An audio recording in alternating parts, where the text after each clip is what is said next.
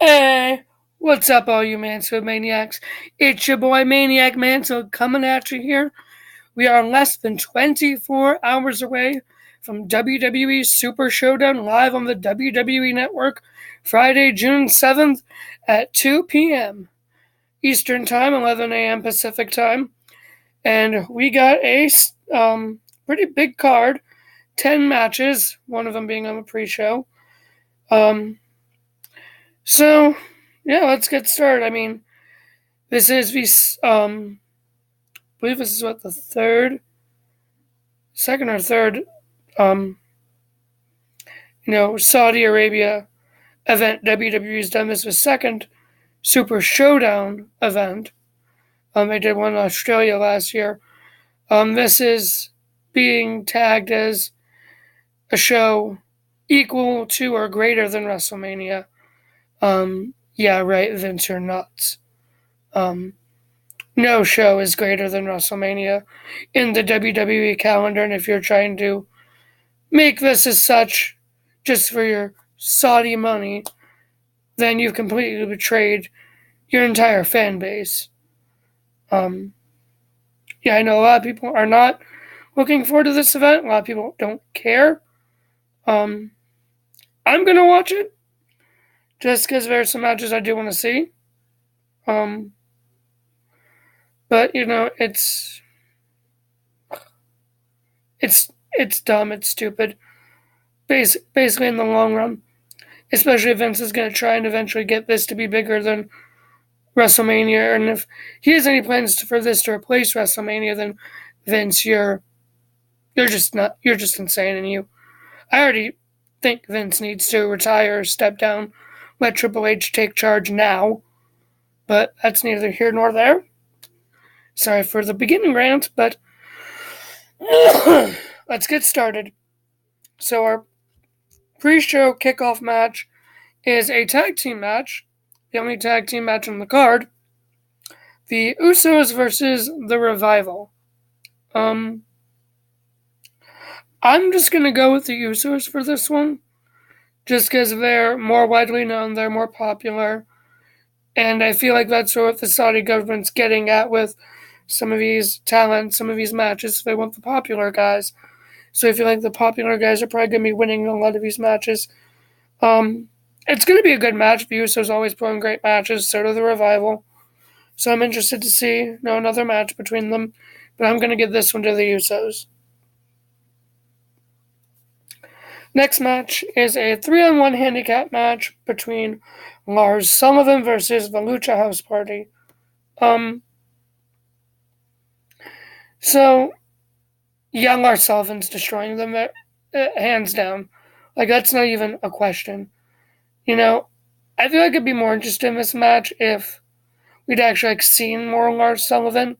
Like, if his original WrestleMania plans with Cena would have gone through. But then again, if his original plans with Cena had gone through, would we actually be seeing him facing the Lucha House Party? Like, come on. Lucha House Party, like, they're great in the ring. They have great high-flying moves, but they stand no chance, even 3-on-1 against Sullivan. So it's going to be a squash match. Lars Sullivan's going to destroy them. Pretty hands down, I'd say. All right, next we got Braun Strowman versus Bobby Lashley. Now, this match I think is going to be interesting. Sorry for the cough. Now you got two big men. Lashley, who everyone was excited to see him back when he came back, and everyone was like, okay, when's he facing Lesnar? That hasn't yet happened yet. Hopefully, maybe we'll see it down the line. Who knows? Strowman, he's cooled down since, Royal Rumble, WrestleMania, since last year. He was red hot last year, and they've cooled him down a lot, but he's still got tons of momentum. People still love him. I still think Strowman deserves, to win the title someday, in my opinion. But this match, I think, like, they're going to destroy each other. Probably there's going to be a lot of big moves. But I'm going to call this match for Strowman, just because I don't see him losing to the smaller Lashley. I just don't see it happening. Not on this stage, really. So yeah, Strowman's going to win that match. Next, we got the WWE title match between Kofi Kingston and Dolph Ziggler. Now, WWE lately has been posting on their YouTube channel a lot of their matches against each other in the past. And these guys have had classics for the Intercontinental title multiple times, the United States title. These guys are both very good in the ring. They're veterans of both, 10-year plus veterans. And I really think that they're going to put on a good match. Like, these guys know how to put on a good match. I don't think Dolph is winning, because originally Kevin Owens was supposed to face Kofi at Super Showdown. He decided not to go to support his best friend Sami Zayn, who was not allowed to go per the Saudi government for reasons. So I don't see Dolph winning the title now. Kofi is definitely going to retain, and it's going to be a good hard-fought match. Now, I don't think Brock's going to pull a swerve and cash in on Kofi. If he does that, then that's just one more reason to want Triple H to replace Vince quicker, since they officially stated that he's cashing in on Seth Rollins. And on Raw, we were supposed to get the whole thing with Stephanie McMahon dealing with Brock Lesnar's mistreating of the Money in the Bank briefcase. That never happened. Again, which should have, fallen through in your stories. But I don't see Brock cashing out on Kofi. This brings us to the next match. Actually, we'll come back to that one later. Next up is the Intercontinental title match between the Demon Finn Balor versus Andrade. Yeah, Demon's winning. Yeah, you cannot ever bet against the Demon Finn Balor. There's just no question, end of story. Alright, next match. So here we go with the Roman Reigns versus Shane McMahon. I've always said Shane can wrestle. I think this is going to be a good match for both of them. But in reality, I don't. The favorite to win, from what I've seen, is Roman. But I'm going to go on a limb here and say Shane will win via shenanigans of some kind. And, shout, oh, I beat Roman, I beat a former WWE champion. I beat the big dog. This is my yard now. To build if they want to build up that feud more, or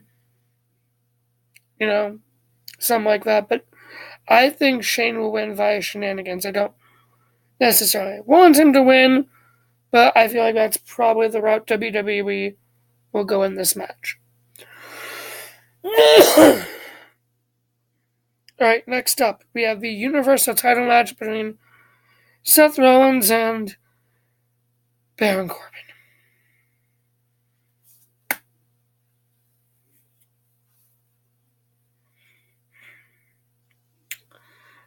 Baron Corbin, a contender for the Universal Heavyweight Championship. Bullshit. Sorry, but bullshit. It's incredible that Vince actually thinks anyone likes him. Like, half the time when he comes out, people don't even react anymore. They're just like, oh goodness, and just like, what the heck? Like, seriously, him beating Angle did nothing for him. Nothing, because nobody wanted to see it. Nobody wanted to see Angle versus Corbin again. And if they did, Angle should have won, hands down. Like, sorry, in no world is Baron Corbin a credible threat to Kurt Angle. In no way is he a credible threat to Seth Rollins. Like, this is a joke that he even won that match. And who else is in that match? Strowman, who should have destroyed everyone.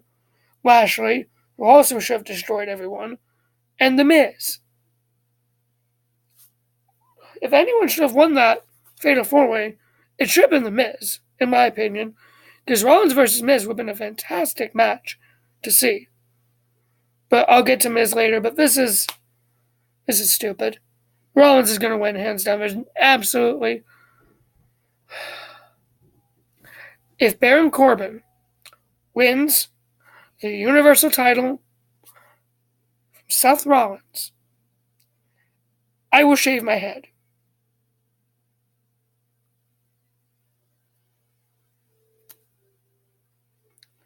That's just nuts. That Corbin even has a chance of winning. Now, Lesnar has said he's going to cash in.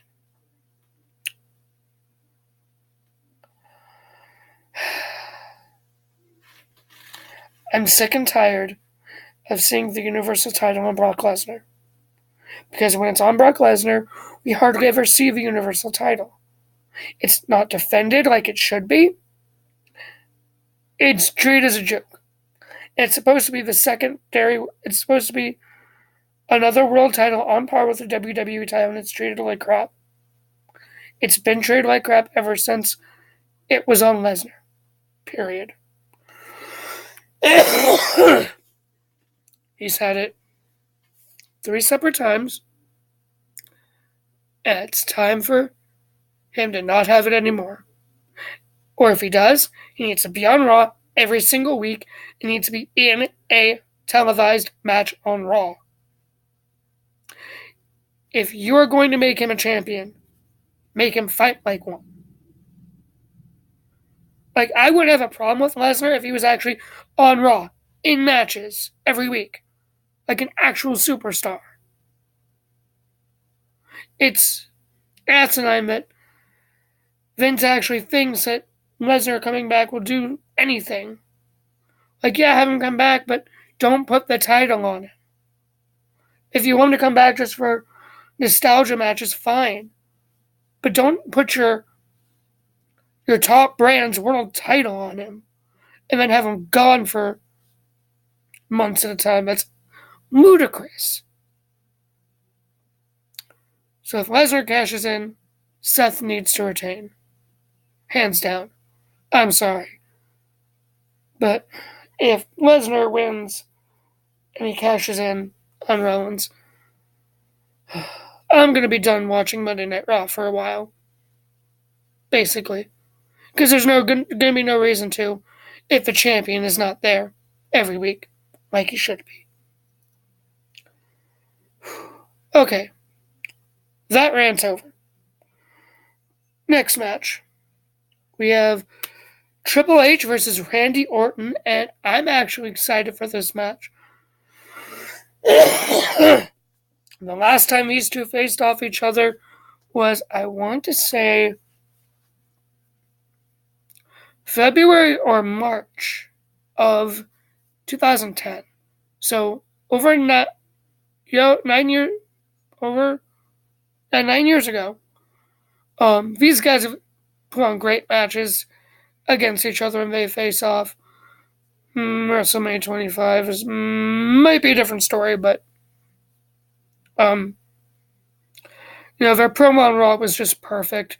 It wasn't, all the other promos you see, like, oh, I'm better than you, yada, yada, yada. It was like, yeah, we've done this before. We know what everyone else says.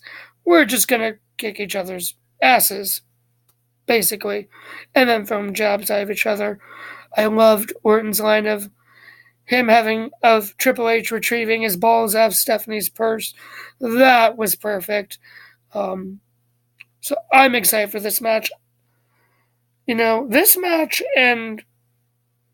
This match, the Strowman-Lashley match, and the next match I'm going to get to, I'm honestly surprised they're just normal singles matches. Like, there's no stipulations attached, like a no DQ or a falls count anywhere, or no holds barred, straight fight, something like that, like there should be if these 3 matches, the men are going to destroy each other in them, like they should. But Triple H vs. Orton's going to be it's going to be good. I expect Orton to win because I don't see Triple H having a reason to win at this point. I think Orton finally needs to just flat out, final time, pin Triple H and just say, yeah, I finally did it. I finally, came out from under your shadow. He's been his own superstar for a while, but this week can finally say, done. I'm my own legend now. And I did it on my own, apart from Evolution, etc. So I think Orton's going to win, probably via an RKO out of nowhere. But I really think that this match is going to be good with both of them. So the next match is the match I'm looking forward to the most. We have Goldberg versus The Undertaker. People say they would have looked forward to this match 20 years ago. 20 years ago I was 2. This is 2019. I've been watching WWE since late 2009, early 2010, and I'm excited for this match. Any Undertaker match, I'm excited for. Yes, he's not at the rate and level he was back during his last couple WrestleMania matches, but he can still go with the best women anytime Undertaker's in the ring. It's pure nostalgia. He's still a great ring general. He's got it where it counts, and he might be a little more slow sometimes. Some of the moves might take more toll on him, but I think this match is going to be good. I don't think this is going to be a 5-minute squash. I'm pretty sure the Saudi government is going to want a full-blown long match between these two. They're not going to want, like Goldberg has had in his last 3 one-on-one matches. They're going to want a good, drawn-out fight. In the end, I believe Undertaker is going to win. They normally do that when it's a WWE versus WCW person, especially in something like this. There's no reason for Goldberg to win. Giving Taker another loss just makes no sense. So I see Goldberg winning this match, or not Goldberg, The Undertaker winning this match. Maybe setting something up at a future show somehow or something. I know a lot of people speculate Bray Wyatt shows up at the end or something and that starts back up again, but we'll see. But I have my money on The Undertaker taking the win home. So now